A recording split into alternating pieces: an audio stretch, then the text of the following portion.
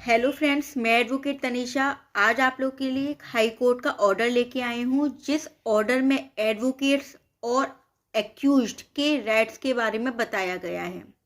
पहले फैक्ट जान लेते हैं कि उस ऑर्डर में हुआ क्या था। ये एक रिट याचिका डाली गई थी।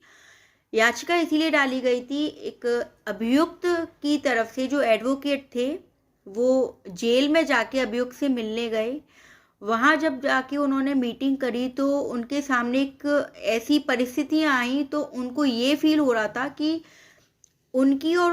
उस क्लाइंट की जो बातें हैं वो गोपनीय नहीं है, उनको प्राइवेसी नहीं दी जा रही थी।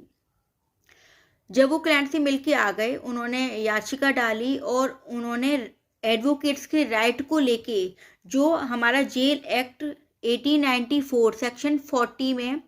और केरल जेल सुधार सेवा एक्ट 2010 सेक्शन 47 में एडवोकेट और क्लाइंट की मीटिंग को लेके जो अधिकार हैं, जिसमें प्राइवेसी शब्द का यूज़ किया गया है कि एक्यूज्ड और एडवोकेट की जो कन्वर्सेशन है उसको गोपनीय रखा जाए। लेकिन जब वो जेल में जाते हैं तो जेल में जो मीटिंग भी होती है ये कह के कि यहाँ प्राइवेसी है, लेकिन बगल में ही वार्डन का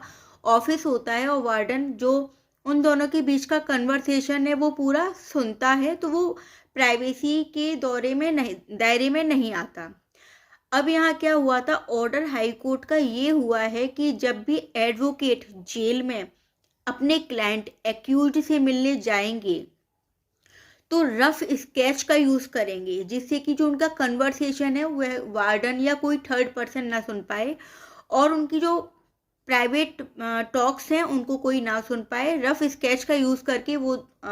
एक्यूज और एडवोकेट की प्राइवेसी बरकरार बनी रहे और उनके जो अधिकार है उनका भी वायलेशन ना हो, क्योंकि जो हमारा जेल एक्ट 1894 सेक्शन 40 और केरल जेल सुधार एक्ट 2010 सेक्शन 47 है, उसमें right to privacy between the advocate और क्लाइंट इन अ जेल है। तो इतनी छोटी छोटी और इम्पोर्टेंट जानकारी के लिए आप लोग मेरे चैनल को लाइक, शेयर एंड सब्सक्राइब कर लीजिए। और कोई भी आपको लीगल जानकारी चाहिए तो आप मुझे कांटेक्ट कर सकते हैं।